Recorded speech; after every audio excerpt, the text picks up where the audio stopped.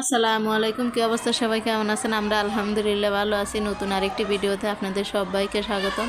যে যেখান থেকে ভিডিওটা দেখছেন আশা করি সবাই ভালো আছি। যদি ভিডিওটা একটু হলেও ভালো লাগে তাহলে একটা লাইক দিবেন, আর বেশি ভালো লাগে তাহলে সাবস্ক্রাইব করে দিবেন। আর অবশ্যই আমাকে কমেন্ট করে জানাবেন। আমার যেহেতু বাচ্চা কাছে সাইডটা, এই কারণে আমি সব কমেন্ট ধরে সবার কাছে যেতে পারি না, তো আমি কমেন্ট ধরে তাকে আবার ব্যাক করে দেবো ইনশাআল্লাহ।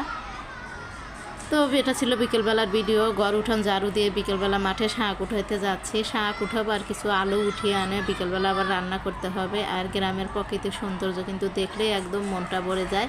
আর মাশাআল্লাহ সব কিছু কিন্তু একদম ফ্রেশ খাবার, এগুলো দেখলেও মন ভরে যায়, আবার খেতেও কিন্তু খুবই ভালো লাগে। শহর অঞ্চলে যখন থাকি তখন দেখা যায় যে কখন টাকা দিয়ে কিনে আনবো তখনই কিন্তু শাক রান্না হয়। আর এইখান থেকে কিন্তু টাকা পয়সা কিচ্ছু লাগে না, একটু বের হলেই বোতের শাক লুটে খুঁড়ে যে কোনো একটা শাক উঠিয়ে নিয়েই কিন্তু রান্না করা হয়ে যায়। তো এই কারণে গ্রামে কিন্তু অনেক অনেক শান্তি। আর এই যে খেতে থেকে আলু উঠিয়ে নিচ্ছি, এবার আলু অতটা বেশি হয়নি এখনও, ভালো কয়েকটা গাছ উঠাচ্ছি, আলু পাচ্ছি না।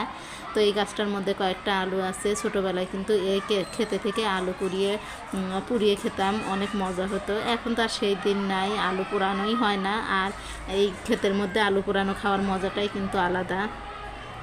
তো এই তো কয়েকটা আলু উঠিয়ে নিচ্ছি। আর আলুগুলো একটু মাঝারি হয়েছে, বেশি বড় হয়নি, আরও কিছুদিন থাকবে। পাশে এই যে পেঁয়াজ রসুন লাগানো হয়েছে, এগুলোও কিন্তু আরও কিছুদিন পর উঠানো লাগবে।